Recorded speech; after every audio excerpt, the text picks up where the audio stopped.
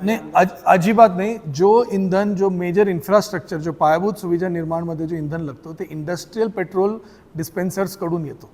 त्याच्यासाठी त्यांची वेगळी सिस्टम आहे. अगर आपल्याला 350 लिटरपेक्षा जास्त अगर तुम्हाला बल्क परचेज ऑफ फ्युअल करायचं असेल तर त्याची सिस्टम रिटेल सोडून ते दुसरं होलसेलसारखी सिस्टम आहे. तिथे ते इंधन घेतात. त्याच्यामध्ये पण कुठल्याही प्रकारची कमतरता नाही आहे. रिटेल पेट्रोलमध्ये आणि फ्युअलमध्ये कुठल्याही प्रकारची कमतरता नाही आहे. आणि ये जो डिमांड जो वाढलेला आहे त्याच्यामध्ये पॅनिक बाईंगचा एक विषय होता, परंतु आज के डेटमध्ये नाशिक जिल्ह्यामध्ये पुरेशा फ्युअल इंधन उपलब्ध आहे. सगळे कॅटेगरीची इंधनमध्ये म्हणजे फ्युअल उपलब्ध आहे.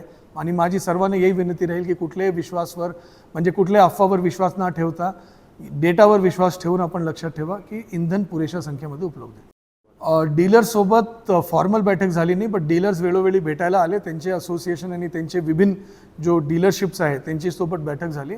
आणि आज के डेटमध्ये आपलं जो नाशिक जिल्ह्यासाठी जो ऑइल मार्केटिंग कंपनीने जो सांगितलेलं आहे की आपल्याकडे कुठल्याही प्रकारचे तुटवडा अपेक्षित नाही आहे. परंतु इंधनमध्ये जसे सन्माननीय पंतप्रधान महोदयांनी आवाहन केलेलं आहे की कम से कम इंधन आपण वापर करावा, कारण असताना त्याला म्हणजे वेस्ट करू नये. कार पुलिंग आणि जो चांगले प्रॅक्टिसेस आहेत त्याच्याबद्दल आपण सर्वांनी विचार करावा.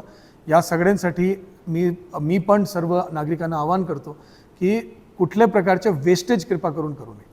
नाही, याच्यामध्ये जो पेट्रोल नसल्याची तक्रार जो 2 प्राप्त होती त्याच्यामध्ये असा लक्षात आला, जो बल्क फ्युअल कन्झ्युमर्स होते, जो इंडस्ट्रियल युसेजमध्ये फ्युअल घेतात, जसे काही प्रोसेस इंडस्ट्री असेल, जसे डेअरीची इंडस्ट्री असेल या कुठले बेकरीची इंडस्ट्री असेल, यांचे जो प्रोसेस केमिकल इंडस्ट्री असेल, त्याच्याशिवाय जो मेजर इन्फ्रास्ट्रक्चर कंपनीज आहे, जो मोठे क्वांटिटीमध्ये त्यांचे एक्स्कवेटरसाठी, पोकलेट JCBसाठी जो इंधन खरेदी करतात, त्या लोकांची इच्छा होती की त्याला रिटेलमध्ये तुम्ही पेट्रोल उपलब्ध करून द्यावा, जो ऑइल मार्केटिंग कंपनीने त्याला डिनाय केला. आणि त्यांनी सांगितलं की पेट्रोल या फ्युअल त्याला उपलब्ध नाही आहे.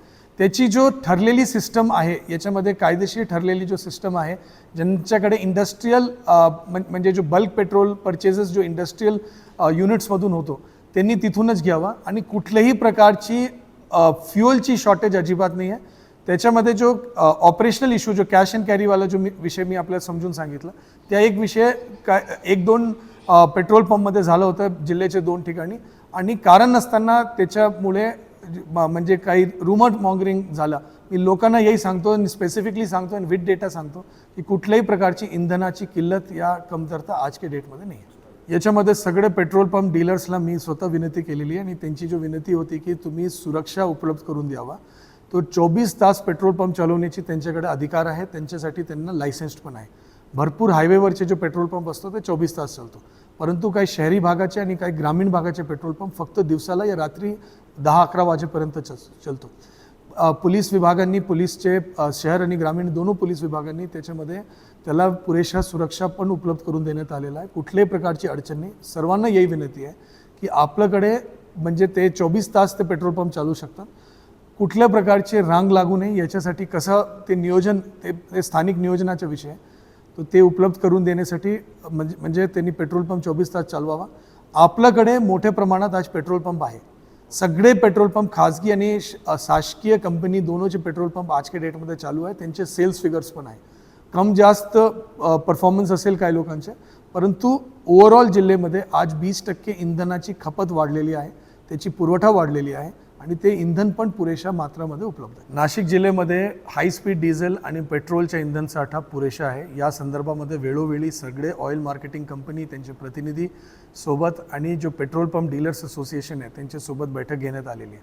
कुठल्याही प्रकारचा तुटवडा नाही आहे आणि कुठल्याही प्रकारच्या अफवावर कुठल्याही व्यक्तींनी विश्वास ठेवू नये, ही माझी सर्वांना आव्हान आणि विनंती आहे.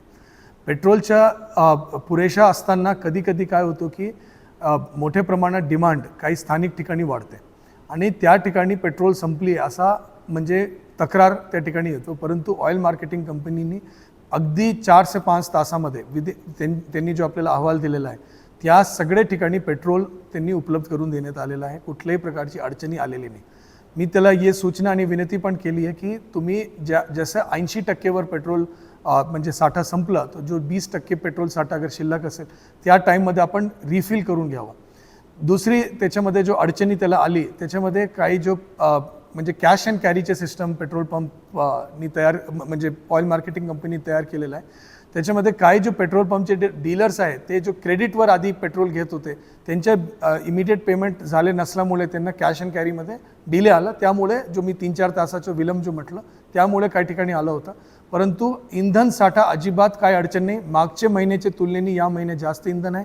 मागच्या वर्षाच्या तुलनेने ऑलमोस्ट 20% जास्त इंधन या वर्षामध्ये आपल्याकडे उपलब्ध झालेलं आहे. कुठल्याही प्रकारची अडचण कुठे आली नाही. ये जो एक ऑपरेशनल अडचण जो मी आपल्याला समजून सांगितलं त्या अडचण फक्त 1-2 ठिकाणी आली होती, त्याला रिझॉल्व पण करण्यात आलं आणि कुठली अडचण आजच्या डेटमध्ये नाही.